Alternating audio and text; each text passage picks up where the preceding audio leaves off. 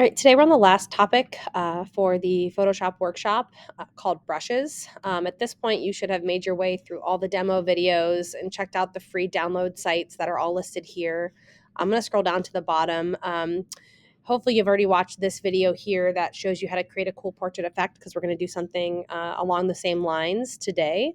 And this is kind of what we're going for, taking a regular portrait and creating these really cool effects using brushes. I like to think of brushes as what you think of when you think of Photoshop.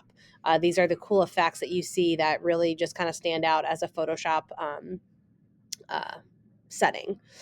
Now we're going to jump over to the folder that is just beneath the topic page, topic 7, images for brushes. And you're just going to pick a portrait to download. You'll recognize these from the blend modes activity that we did earlier in this module. I've already downloaded this image, so you just click on an image, make sure it's nice and big, and then you right click save image as, or if you're on your laptop, control click to save it. The second thing you're going to do is you're going to select one of those free links, and you're going to explore a little bit and try to find some cool brushes to download. So in another tab, I have Brush Easy open. And I already know that I wanted to go for kind of like a smoke effect, but really you can search up any type of free brushes, pop up here, that are available for Photoshop. So all of these are different brush packs. I'm going to go back to my search for smoke. And essentially, all you're going to do is find one that you think looks cool. That kind of the image is going to denote what type of brushes you're going to be downloading here. And then when you find one that you really like, you're going to click on it, and you're going to look for this free download icon. Click on the free download. You should not have to sign up. You just have to wait a little bit for it to download, and it should pop right into your downloads folder. And when you're in your downloads folder, what you're looking for is that zip file. And all you have to do is just double click to open it. You might get a little pop-up window saying unable to expand. Don't worry about that. Just go ahead and open it. And then from here, don't worry, we will go to Photoshop and we will install. You just want to make sure that that zip file is opened so that we can install in Photoshop. Now I'm going to jump over to Photoshop here. We're going to deal with an 8.5 by 11 inch portrait. I'm going to keep mine in the vertical orientation because that is the orientation my photo is in. And then I'm going to change my resolution to 300. RGB is fine for this exercise, and hit OK. A couple things I want you to make sure that you have open on your workspace. If you go up to Windows, obviously you need your layers open. History is always helpful to have open, so having that accessible or in a little drop-down icon. You also are going to want brushes and brush settings. Mine are currently open right here, but as long as you click on them, it will open up. And brush settings will also be important for us to start playing with. Now I'm going to go ahead and open my downloaded portrait, and I'm going to use the marquee tool to select, copy, jump over to my new document, and paste. I'm going to have to free transform to make this bigger.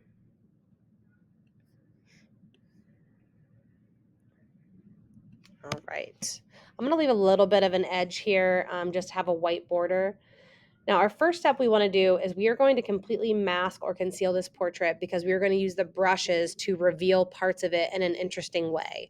So while you're on this layer, in the layer box at the bottom, I want you to find that masking icon to add a layer mask, and you're going to see that pop up right next to the picture.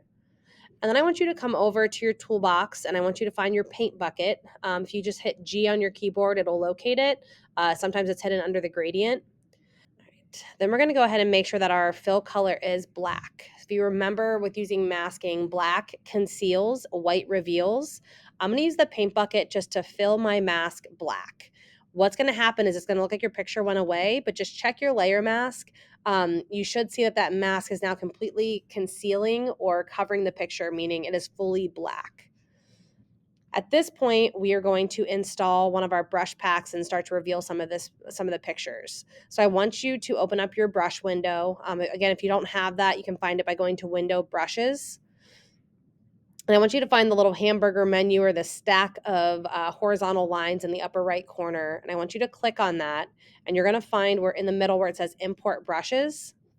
And then you're going to go to your downloads and you're going to find that Photoshop brush. Now, if you opened a zip file and this is what popped up, that one doesn't work. So you might have to find another pack of brushes that will. You want to look for something that looks like this or is an ABR file. If you do not have your download folder like in this view with the icons, this is what it's going to look like. But you're looking for that .abr, and you're going to click on it and hit open, and then it's going to show up in your line here of free brushes. I'm going to start with this Photoshop brush, the Smoke Photoshop Brush 3.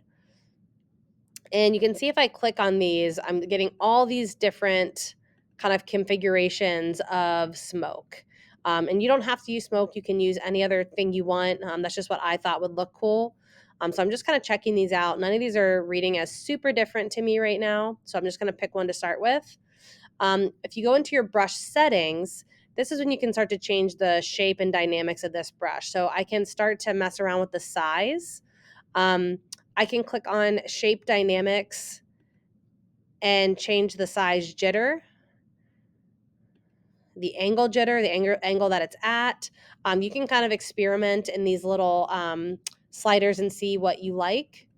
Scattering also, and you can see the preview here of how that's going to change things, whether it's in a straight line or scattered around. So I'm going to increase my scatter a little bit.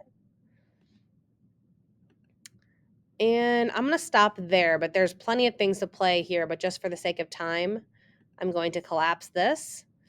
And now what I want you to do before you start stamping on this, I want you to switch your color back to white. So white is going to reveal parts of the picture. So if I click once on here, I get this cool smoky effect. I'm going to keep going until I start to see some of my portrait come through. So I'm going to click a little bit more on the face itself. I'm going to keep going until I get the effect that I want. And now if you've done too much and want to step back a little bit, you can always switch your color back to black and come in here and get rid of some of those like lines that are coming through.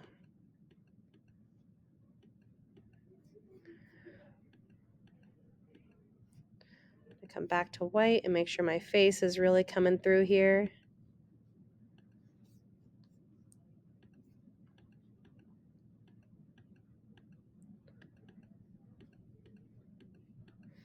All right. Now, this looks cool in and of itself, but I kind of want to play a little bit more with some effects that we can put on top of it. Get just some more boldness in her face. Okay. Now what I'm going to do is I'm going to add a gradient underneath and over top.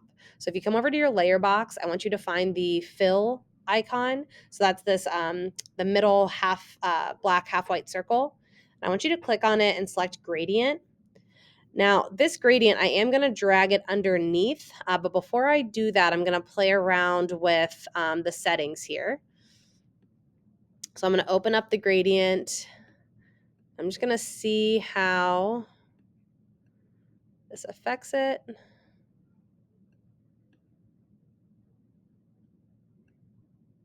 There we go. Trying to get some cool effects.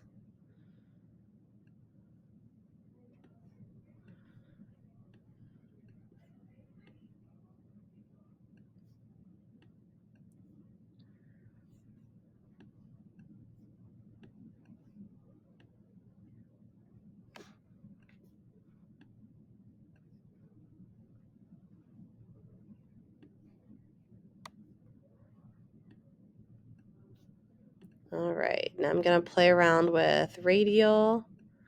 I'm going to reverse it. Come back up here and lessen those darks.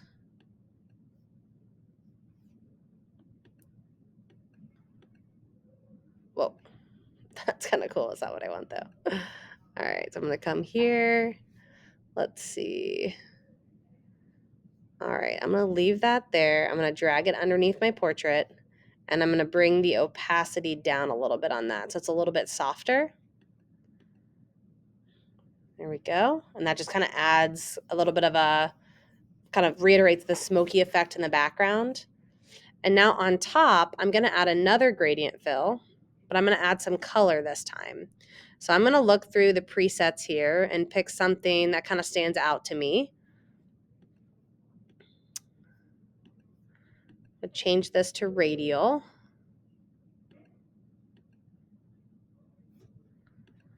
And then with this, I'm gonna play with bringing the opacity down pretty significantly, and then play with a blend mode and see how that affects my portrait.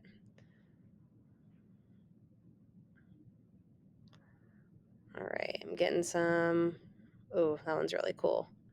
All right, I'm gonna go with the overlay to pull out some of the pinks and purples here. I'm gonna go back to my mask because I still have some areas on here that I wanna soften. So I'm gonna open up my brush, bring my size down a little bit.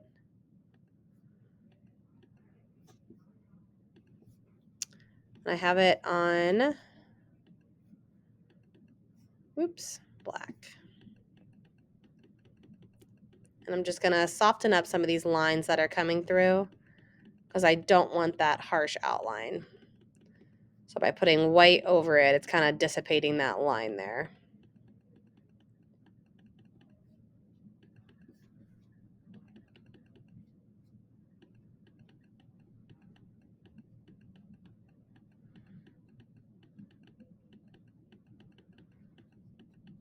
Okay, I'm gonna come back, just make sure I'm really getting the facial features to be bold here.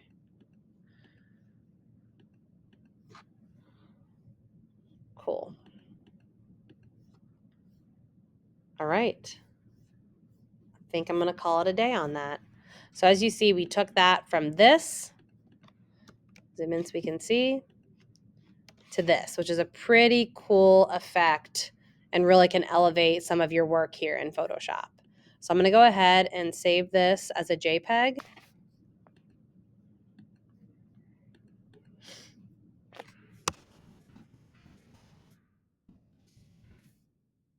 And your format, if you don't have JPEG in here, you're gonna switch to save a copy. JPEG. Make sure it's a maximum quality.